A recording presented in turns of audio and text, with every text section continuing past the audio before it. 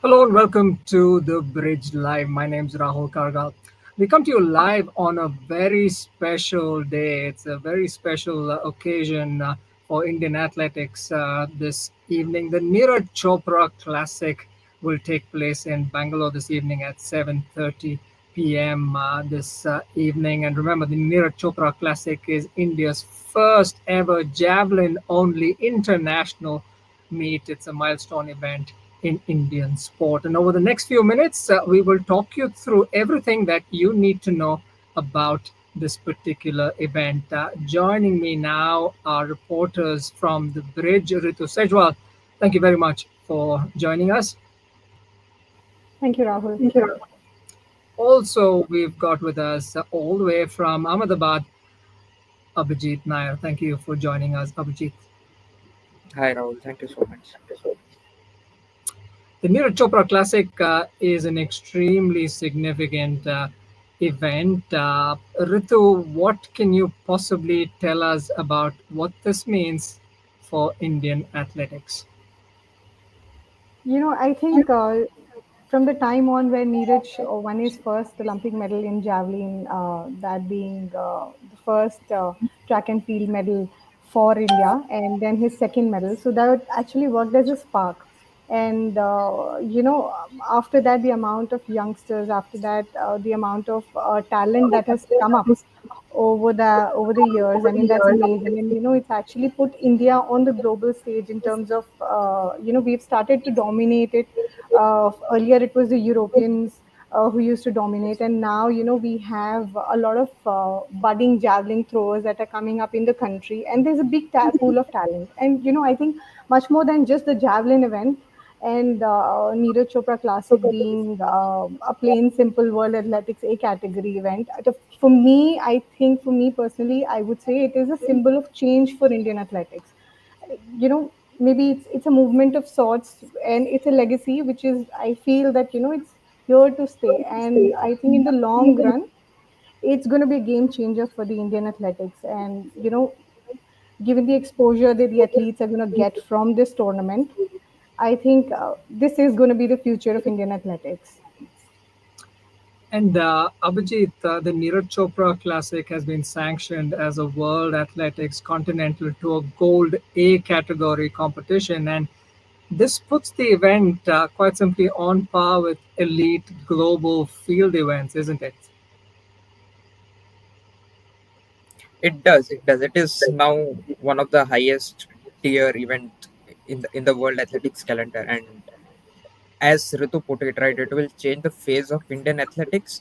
But and more importantly, it will now give give opportunities to budding Indian athletes to perform in front of the home crowd, which is extremely important. And one of the things which we will talk about as we go on in this live is the World Championship qualification. And to have a World Athletics 8-year event in India, it means for these young traveling tours that they maybe now don't have to travel to some European countries or American countries to compete and earn those top ranking points. They can get it. They can earn those points within the boundaries of India itself. So that's a huge thing. It is going to, it is as Ritu once again said, it is going to change the face of Indian athletics. That being said, it remains to be seen how this entire event pans out. This is just the inaugural edition, and we, of course, all of us would want this event to you know this event to happen year on year, and for it to become an annual event. But right now the focus is on the inaugural event, and I mean, I hope it turns out well, and I hope we have some good crowd show up at the Kantirava today.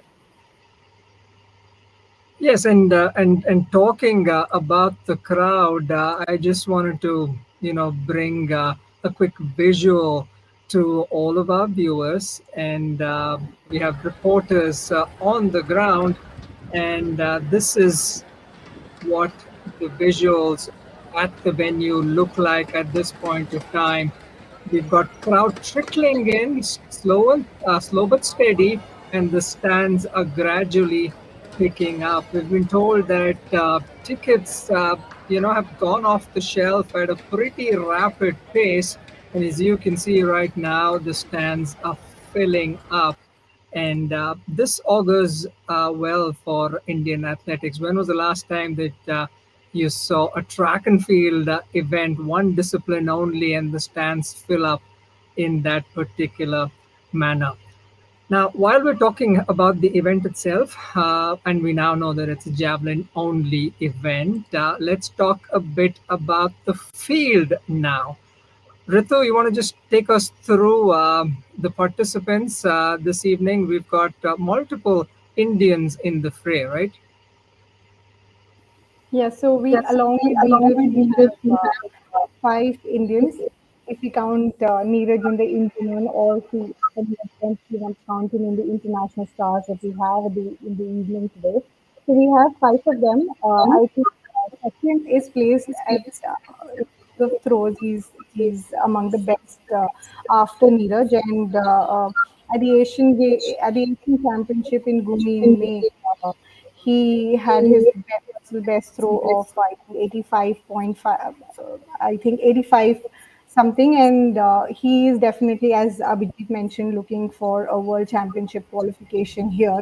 He was, he was scheduled to travel to Finland for more international exposure, but the timing of the XC Classic is such that he'll get this international exposure here in India itself. So that's another advantage that we have of having XC Classic in India. Then we have Yashveer Singh, and Sahil Silwal is also there, and we have Rohit Yadav. So, but in terms of the personal best that we have Sachin. He's done 85.16, and then Yashveer has also been. We have quite consistent 80 plus throwers from India in the lineup, so which makes the field very competitive. Yeah, and that's phenomenal Indian talent on display, right? And all of these Indian javelin throwers are fairly competitive on the domestic circuit. Now, Abhijit, if I can bring you in to talk about the international stars in the fray, right? Thomas is the one that stands out.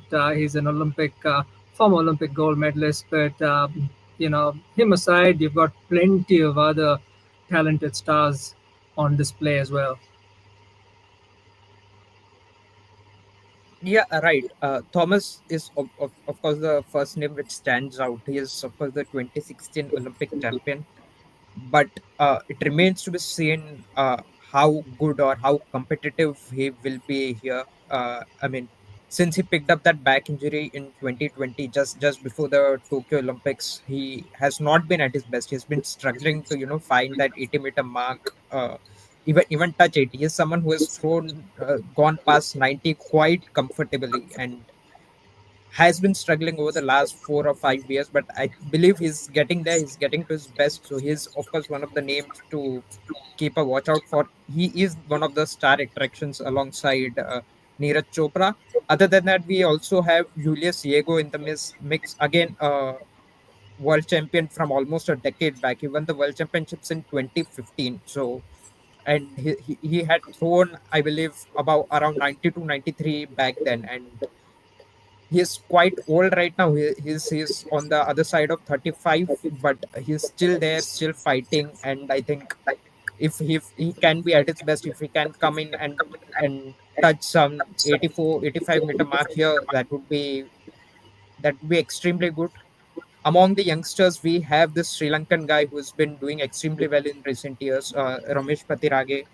Ramesh has been consistently throwing 80 plus this season. He first touched that mark sometime last year, I think exactly around a year back. But now this season he has come back and he's been throwing those 80-meter mark quite frequently. He's touched the 85. He's gone past 85 this season. I think he holds the best of 85.41 this season. So he'll also be up there in the mix for a podium finish.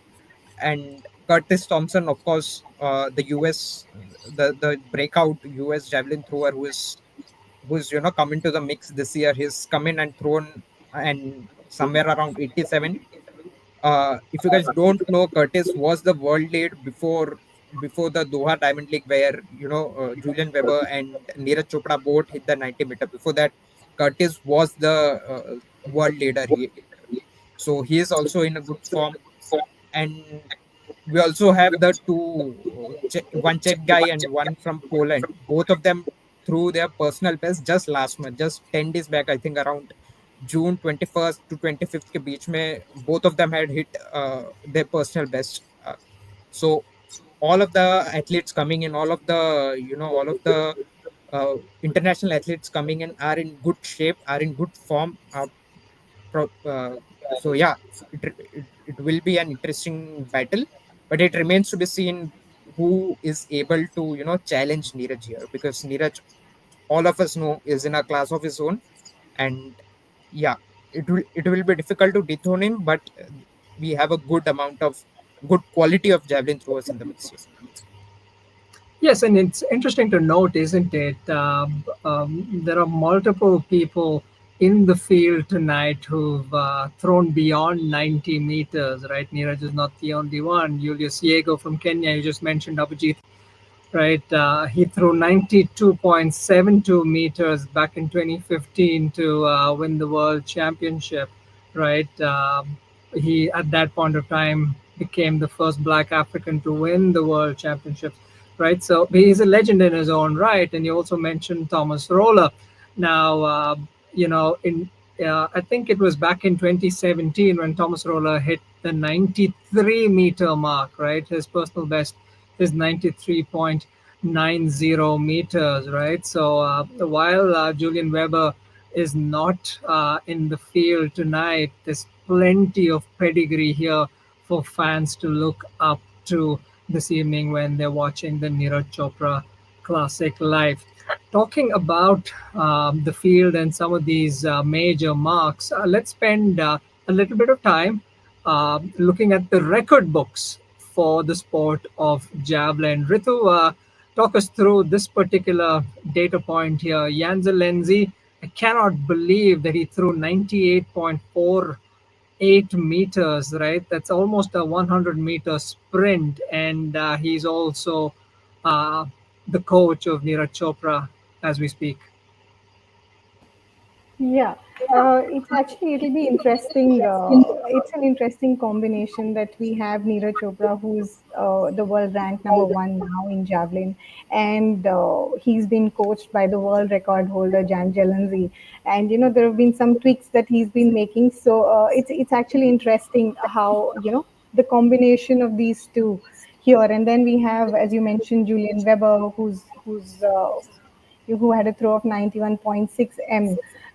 It's in May. I think that was the Dubai Diamond League, if I'm not wrong. And then, of course, there's a record of Asian and Olympic record by Arshad Nadeem. He's of course missing from the lineup. I'm sure if he was there, it would have been more interesting. I mean, if we had Weber, the field would have become much more competitive. And the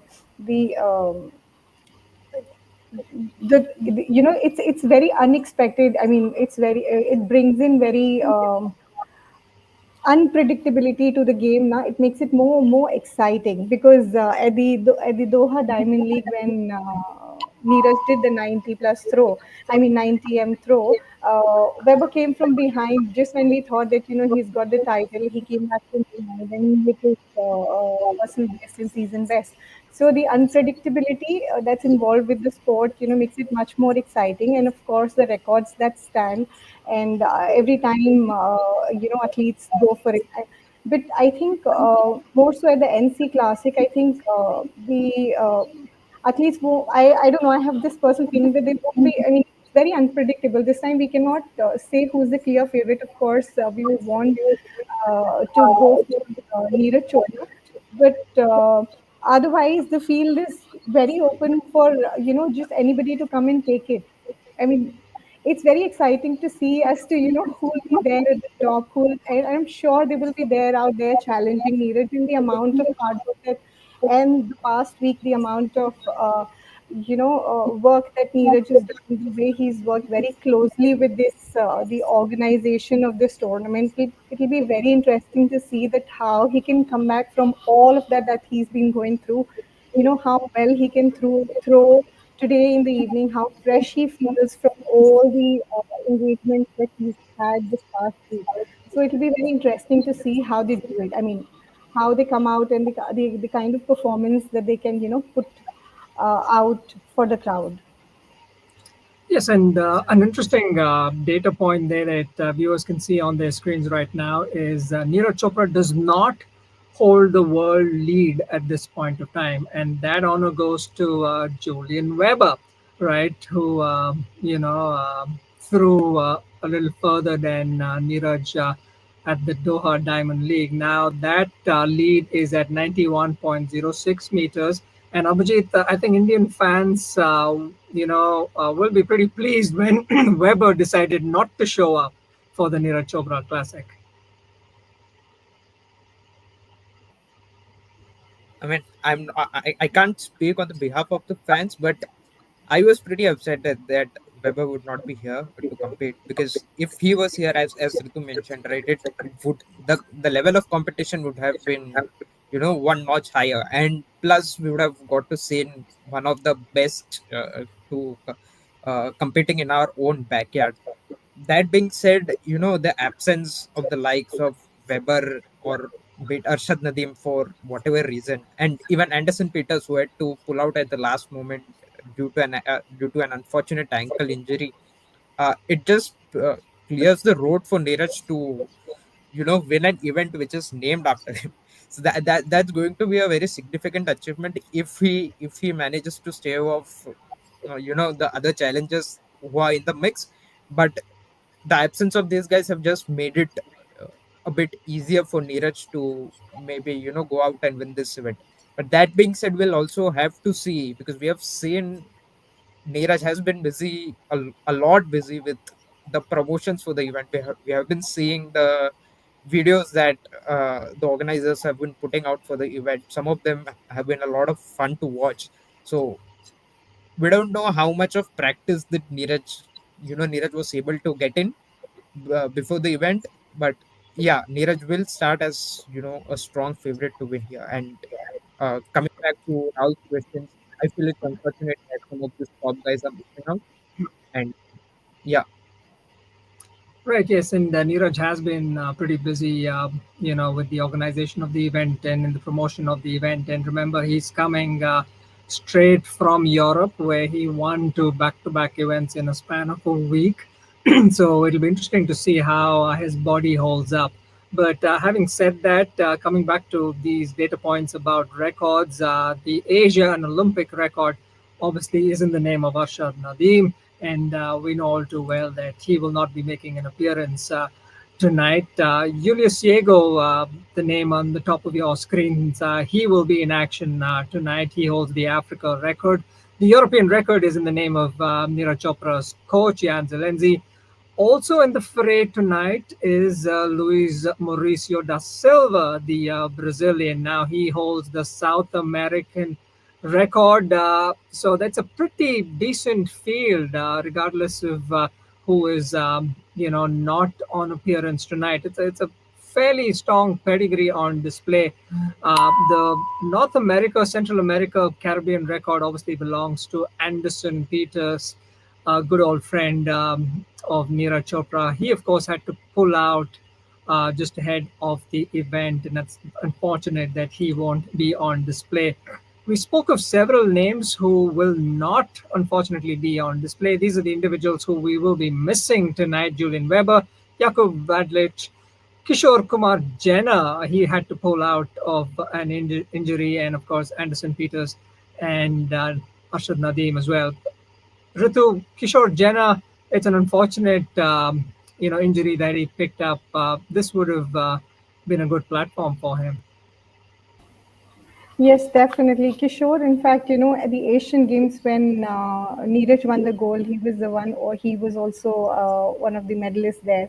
And he's been very consistently on the 80s, when he got a toe injury and he had to undergo the knife, and we and sports is very, I mean, injury and sports and your performances, they go hand in hand. One has to be like, we've seen it in case of Thomas also. He was also badly injured just before the Tokyo Olympics. So in case of Kishore Jena, he was also one of the I mean, he has immense talent, but injury has definitely taken him back. And recently when he was performing, he had an 80 plus throw. But yes, he has to be very careful about it. And when you're coming back from an injury, there is a psychology in the mind, at the back of the mind, that one actually tries to be extra careful as to not pick up any new injury. But then, as I said, sports and injury, they go hand in hand. And yes, of course, it's very unfortunate to not have Kishore Jena in the lineup. I mean, having him would have obviously made the Indian lineup much more stronger.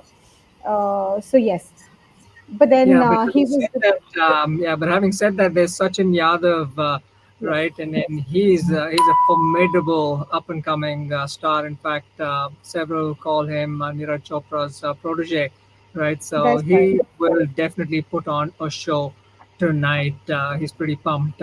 He was Yes, at and I'm least at. sure he'll be going for that World Championship qualification mark of 85.5, because at the Asian Championship he was, that's what he was targeting. But of course, that was his first international tournament. That was the first time he was actually traveling out of India, so it was an absolutely new field for him. But of course, now that he has some international experience behind his back, I'm sure he'll be going for much more confident throws this time. And we've got viewers of this live broadcast sending in a couple of questions. Abhijit, I'll direct those questions to you at this point of time. We spoke just a moment ago about the form of Neeraj, but Shivkant Dangi says champion is always a champion. So they've identified Neeraj as their clear cut favorite. And there are a couple questions, Abhijit, about the Sri Lankan in the field. What do you think about the Sri Lankan Ramesh, right? Or the other individual? But generally, the Sri Lankan presence is rather interesting, right? Every time we say Sri Lanka in an Indian context, it's cricket. But hey, what's the Sri Lankan doing in javelin, and how do you think he'll perform tonight, Abhijit? Exactly what an Indian and Pakistani are doing in javelin right now. They've taken the world by storm, and I believe there's this South Asian, presence in the world of javelin right now, and Ramesh just adds to it. And the rivalry will very soon not only be just between Neeraj and Arshad. Now we'll also have a Sri Lankan in Ramesh in the mix, and it's a pretty good, pretty tall guy. It seems to have a lot of power and has been doing extremely well this season, as I mentioned earlier. No, he's been touching that 85-meter. Oh, sorry, the 80-meter mark quite consistently this season. Has breached 85 once and is surely one of the brightest prospect at the world stage right now. He's also pretty young, I think around 20 to 23. I mean, not exactly sure. So, a very exciting prospect for the future. And yeah, that being said, we spoke at the very beginning, we spoke about the Neeraj Chopra Classic being, a game changer for Indian athletics. I mean, I don't think it is limited to Indian athletics. I believe it will change the face of the South Asian athletics if they are able to provide platforms to the likes of Ramesh Toranga, and maybe in future we get to see some talented throwers from Pakistan or even Bangladesh emerge and compete here. So yeah, That's right, and the Sri Lankan athletic fraternity will be tuned into the live broadcast tonight. So I can only imagine what this might do for the sport in that particular country, right?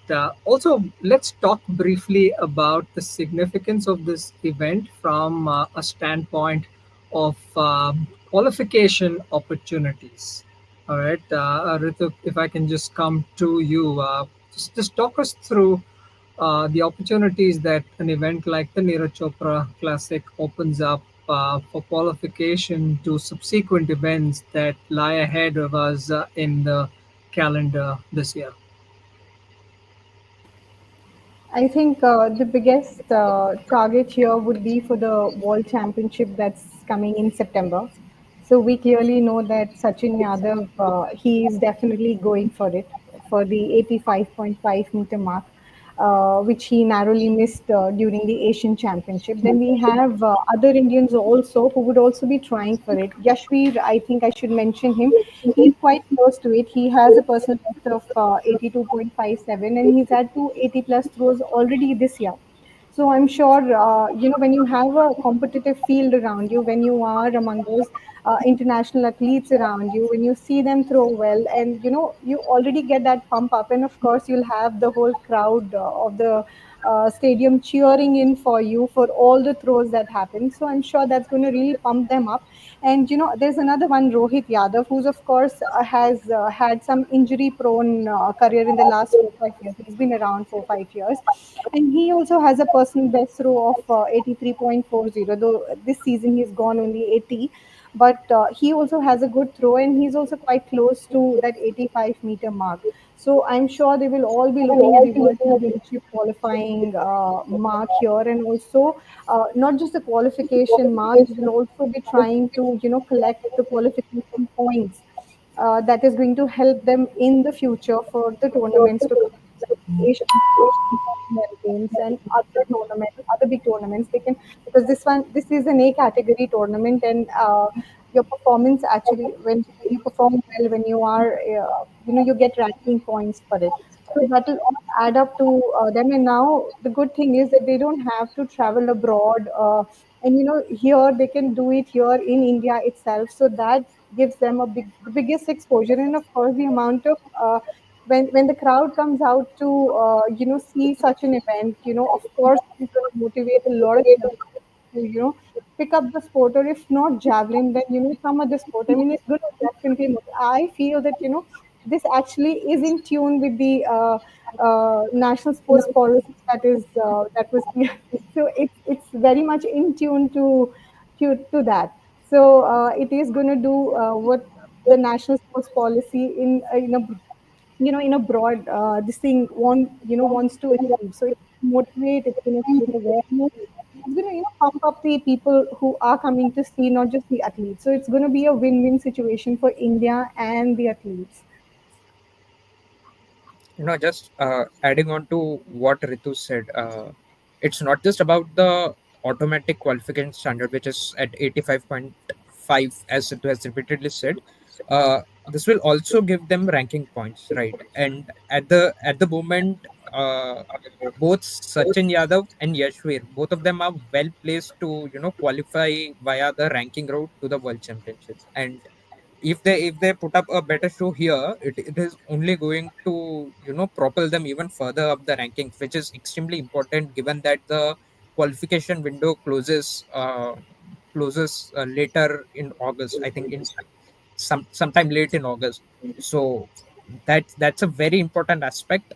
Rohit Yadav is also somewhere in the ranking list, but he is a bit down. He laid a really good show to propel himself up and put himself in contention.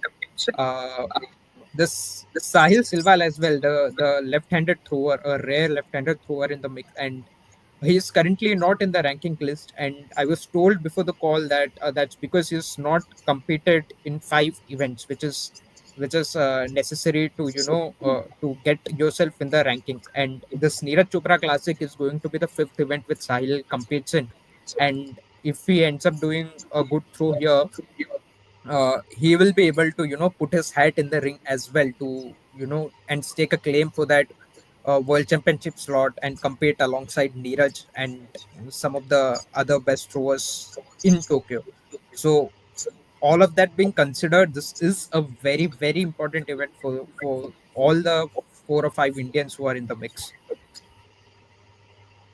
That's right. And just wanted to also let all of our viewers know that at the moment it's overcast in Bangalore as we speak. These are live visuals from the Kantirava Stadium. Showers are expected at 6:30, but we do not anticipate rains to be, creating a problem for the event itself. The crowds have started trickling in. The tickets the organizers mentioned have been flying off the shelf, so we anticipate the stands largely to be packed. And remember, this is the first ever time that India is hosting a javelin only event of international repute. Closing thoughts, Ritu. Um, Neeraj, in one of the promotional videos, was speaking in Haryanvi about what he thinks about his performances, or rather, he was talking about one of his recent performances. So let's imagine he throws, a high 88 or even a 90 tonight. What is he possibly be going to say in Haryanvi? I don't know what he's going to be saying, but I think all of us are going to say "Chore ne lat gaad diya." That's what everybody is going to say, because the to get an event named after someone, I mean named after him, and to bring it to India, that's an amazing way of giving it back to the sport that you are. So he's just been very brilliant. So I'll again repeat what I said: "Chore ne lat gaad diya, chala pad diya," is what I would say in Haryanvi. So he's And gone beyond expectations. Abhijit, what do folks across in Ahmedabad have to say about Neeraj's performance every time he, hops up on the podium?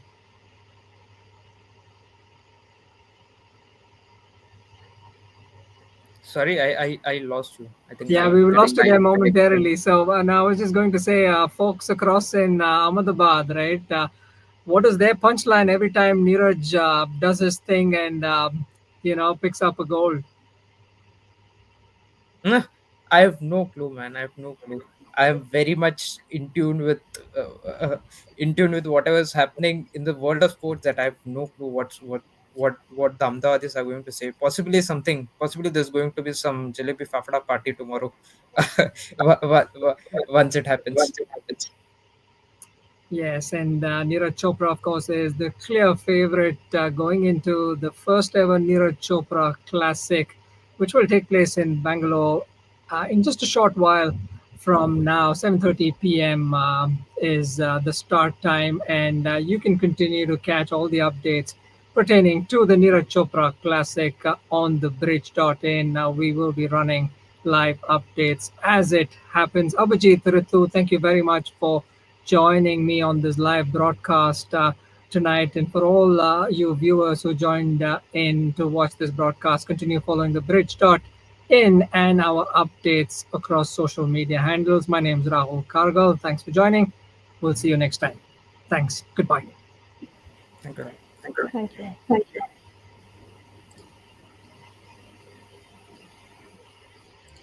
you.